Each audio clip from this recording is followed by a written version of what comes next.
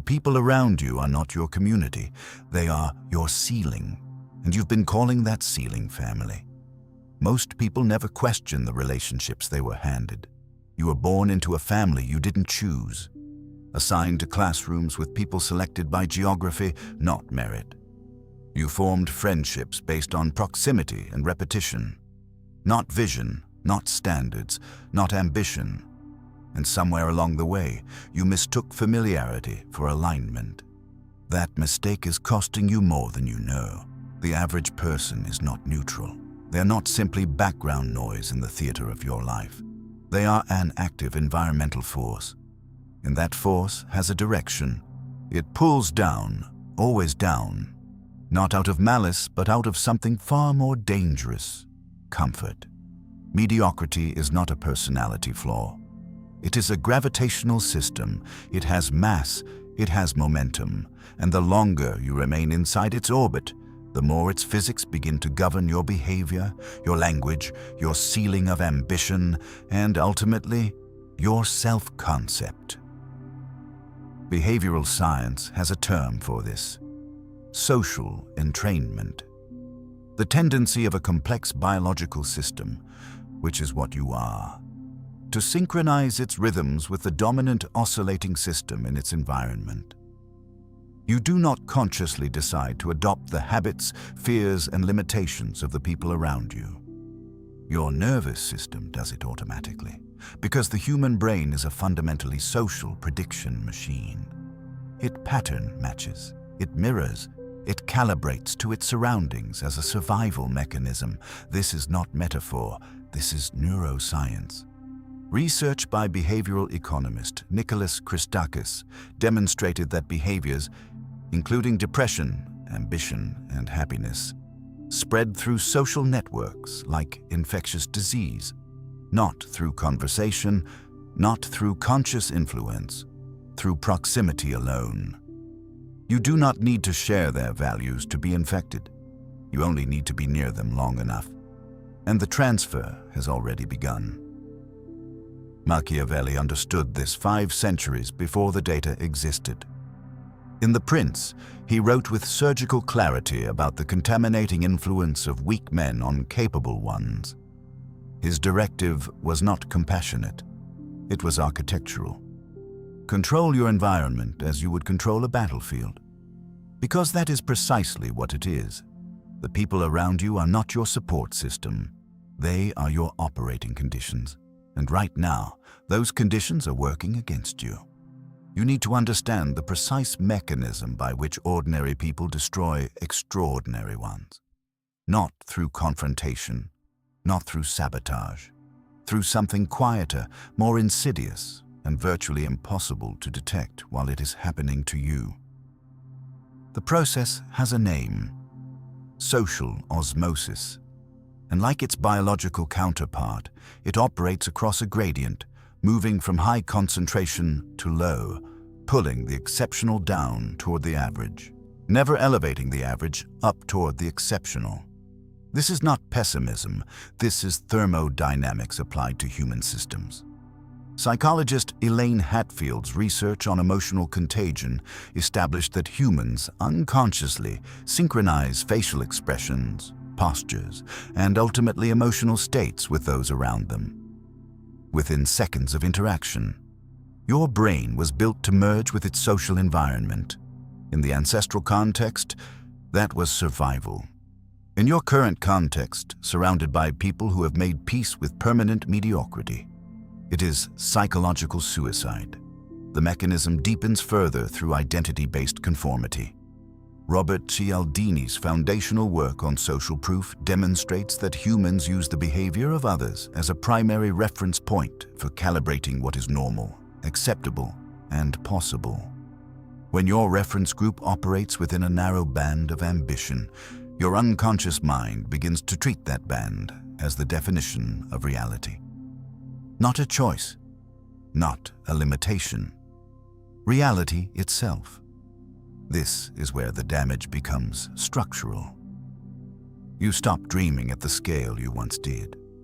Not because you failed, but because your social environment quietly reclassified those dreams as irrational. You begin to self-censor ambition before it even surfaces consciously, because the people around you have taught your nervous system that elevation is socially dangerous. Machiavelli called this the corruption of the capable by the comfortable. He observed it in republics, in armies, in courts. The pattern was always identical. Introduce enough mediocre men into proximity with a capable one, and the capable man does not elevate them. He is eroded by them, grain by grain, year by year, until what remains is a man who remembers distantly that he once wanted more, but can no longer locate the reason why. That erosion has a name. It is called your current life. The only viable response is not management. It is not balance. It is not setting better boundaries while maintaining the same social architecture. It is quarantine.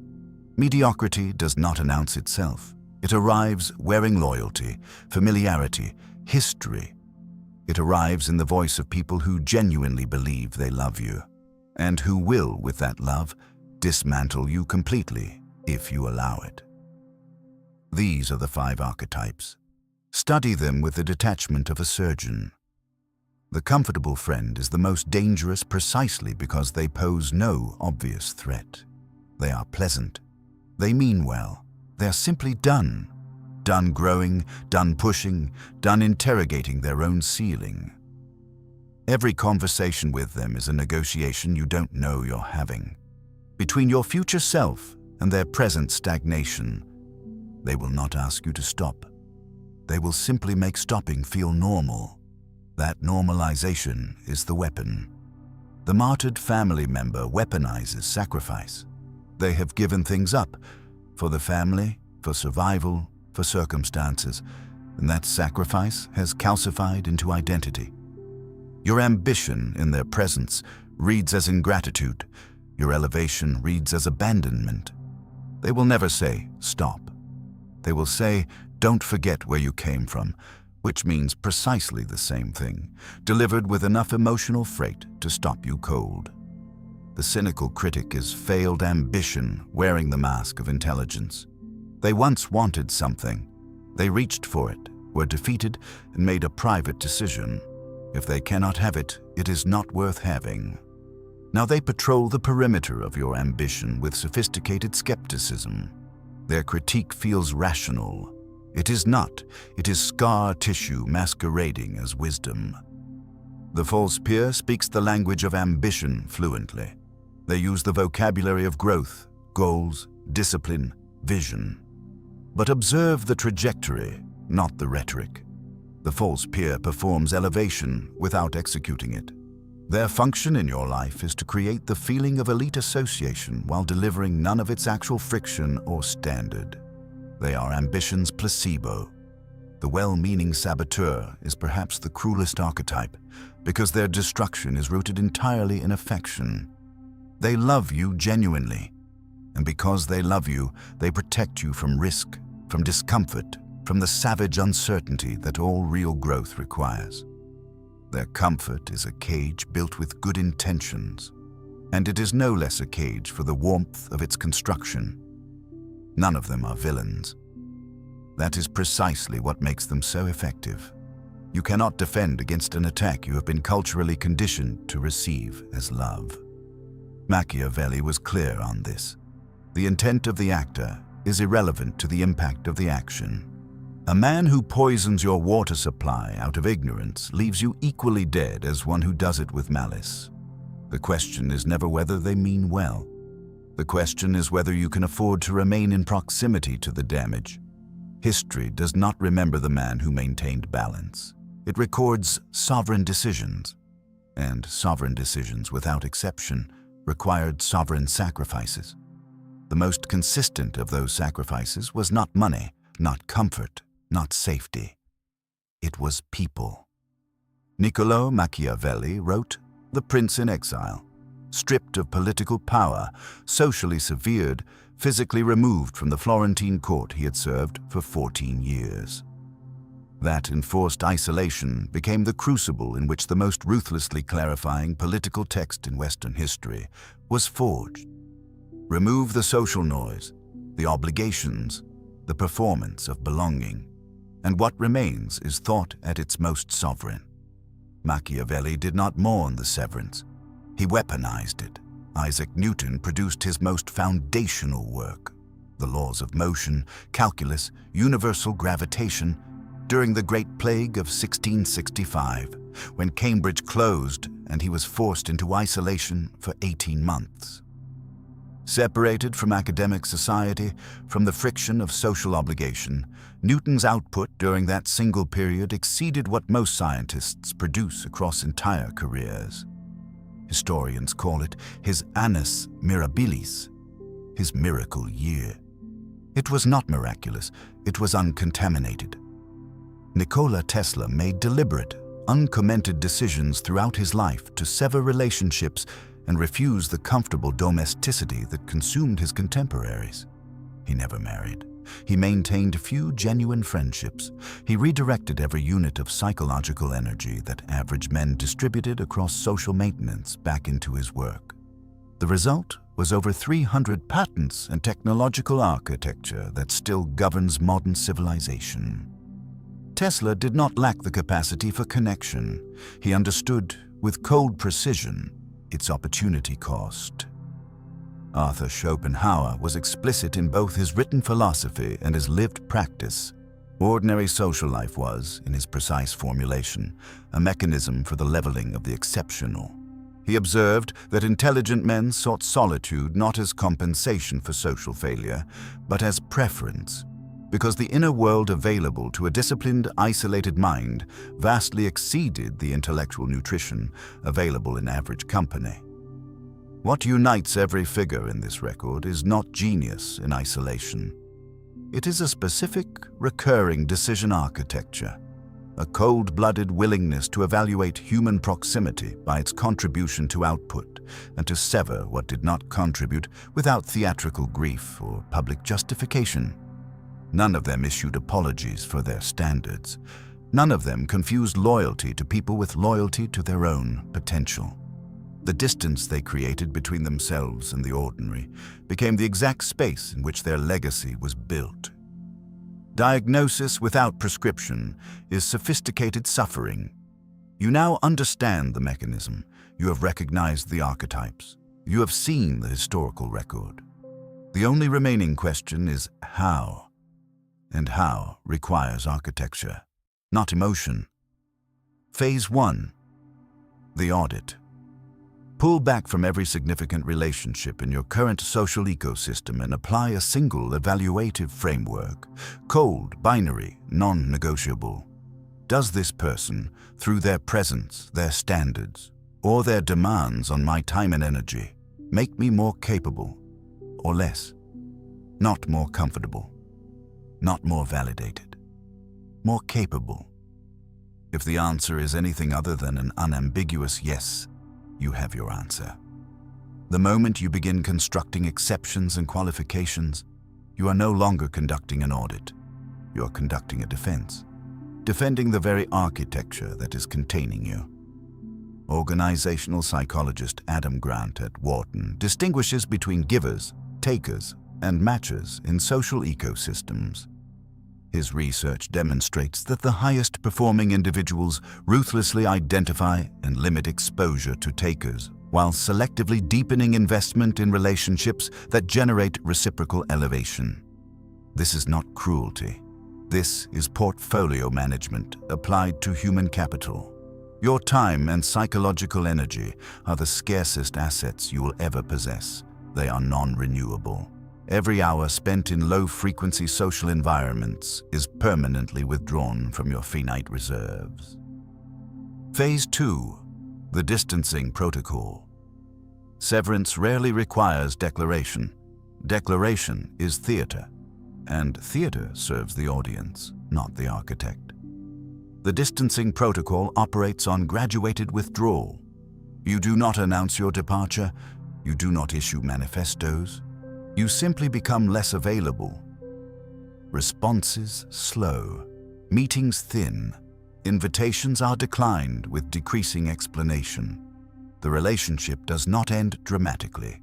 It depressurizes. And in that depressurization, you recover the atmospheric conditions necessary for elite-level function. The individuals who fight the withdrawal are demonstrating precisely why the withdrawal was necessary. Sovereign people do not chase. Only those whose identity depends on your containment will pursue you as you leave. Phase 3. The environmental rebuild. Isolation is not the terminal state. It is the sterile field. The necessary condition before reconstruction begins without contamination. You're looking for individuals operating at or above the level you are building toward. Not people who talk about that level, people who are in it, whose daily decisions and outputs demonstrate they have internalized the cost of elevation and are paying it without complaint. Seneca wrote with characteristic precision, "Associate with those who will make a better man of you. Welcome those whom you yourself can improve. The process is mutual, for men learn while they teach."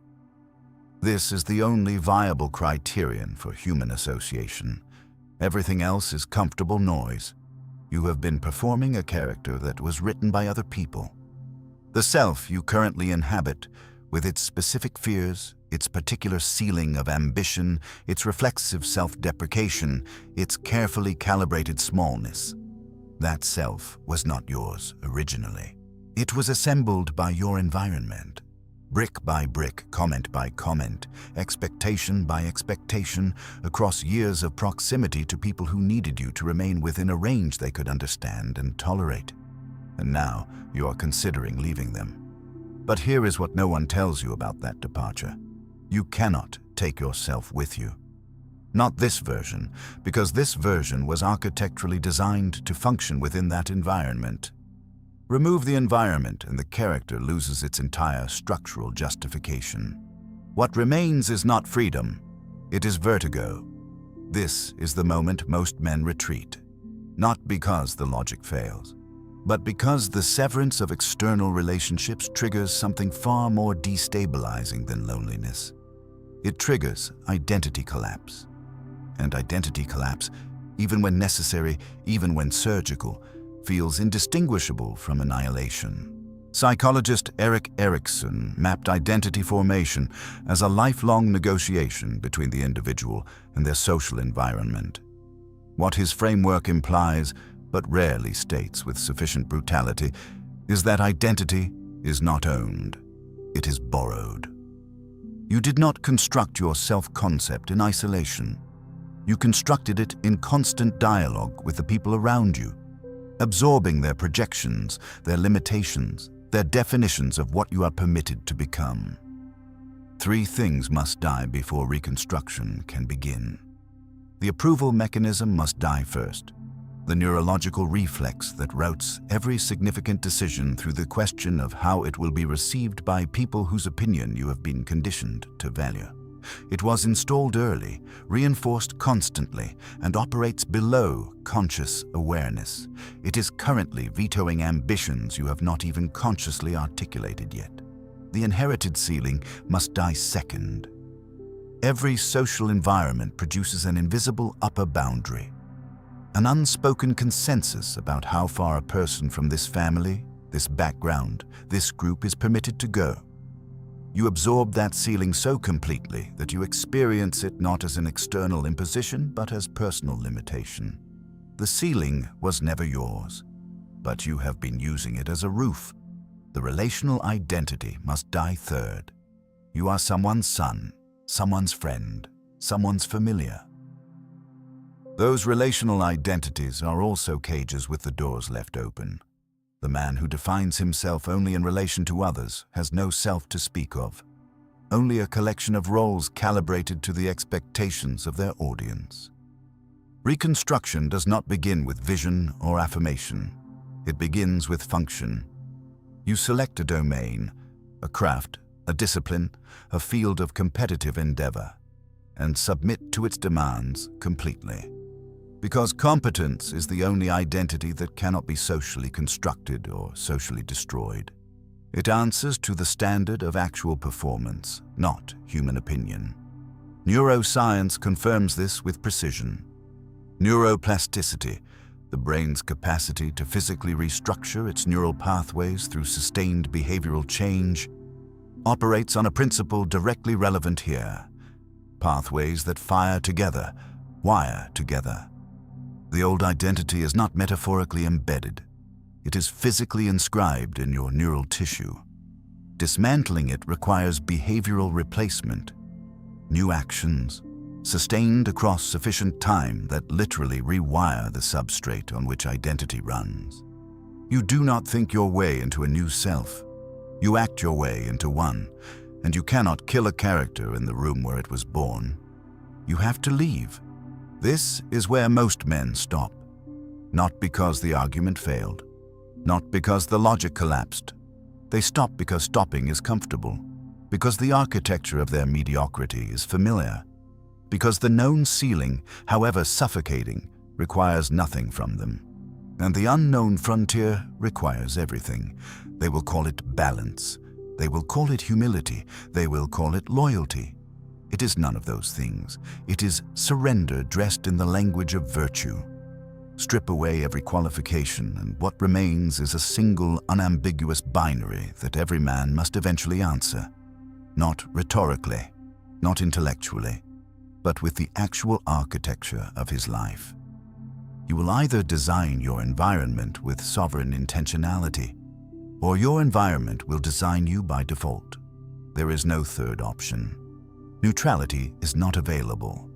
Every day you delay the audit, the osmotic pressure continues its work. Every week you extend the protocol, the entrainment deepens. Every month you postpone reconstruction, the inherited ceiling calcifies further into what feels, with increasing conviction, like personal reality. The average does not wait for your decision. It is already executing. Machiavelli observed that men are destroyed more often by indecision than by wrong decisions. The wrong decision generates information, friction, consequence, the raw material of adaptation. Indecision produces nothing except the slow, frictionless erosion of whatever potential existed at the point the decision was first required. Calculate the cost actuarially, not emotionally. If the inputs remain constant, same environment, same associations, same osmotic pressure, same inherited ceiling, what does your output curve look like across the next 5 years? The next decade? You already know. You have known for some time. The knowledge has not produced action because knowledge, in the absence of a reconstructed identity and a sterile operating environment, cannot produce action. This is not a discipline problem. It is not a motivation problem. It is a systems problem. And systems problems require system solutions. Understand what you are choosing if you choose inaction. You are not choosing comfort. You are choosing managed disappointment, a carefully negotiated reduction of expectation, executed slowly enough that each individual reduction feels reasonable, feels justified, feels like mature acceptance of reality, until the accumulated total has placed you so far below your original trajectory that the distance itself becomes evidence in your own internal narrative of your limitation. This is how potential dies. Not in a single dramatic failure. In 1,000 reasonable compromises, each one socially endorsed, each one quietly lethal. Machiavelli's final word was characteristically without mercy. The first method for estimating the intelligence of a ruler is to look at the men he has around him. He was not speaking only of princes. He was speaking of every man who governs his own life. Look at the men around you. Look at the conversations being had, the ambitions being discussed, the ceilings being normalized in your immediate social environment. That is your self-portrait. Not the one you carry internally. The actual portrait, rendered in the aggregate behavior of the people you have chosen or failed to choose to surround yourself with. The directive is not motivation. It is not inspiration. Conduct the audit. Today. Apply the single criterion with zero negotiation. Write the answer next to every name. Begin the distancing protocol. Graduated, undramatic, unapologetic. Begin the identity reconstruction. Select your domain. Submit to its demands. Kill the character they assembled. Forge the one that answers only to the standard of actual performance. And when the vertigo comes, when the familiar voices ask why you have changed, why you no longer fit the shape of the person they needed you to be, do not explain yourself. Explanation is a negotiation, and you are no longer negotiating. Sovereignty is not a destination. It is a daily decision, made in the face of every osmotic pressure, every reintegration mechanism, every well-meaning voice that mistakes your elevation for abandonment. Make the decision. Repeat it tomorrow and the day after. Until the distance between who you were and who you are becoming is so vast, so irreversible, so structurally complete, that the people who once defined your ceiling can no longer locate you from where they are standing. That distance is not cruelty. It is the only honest measure of how far you have actually traveled.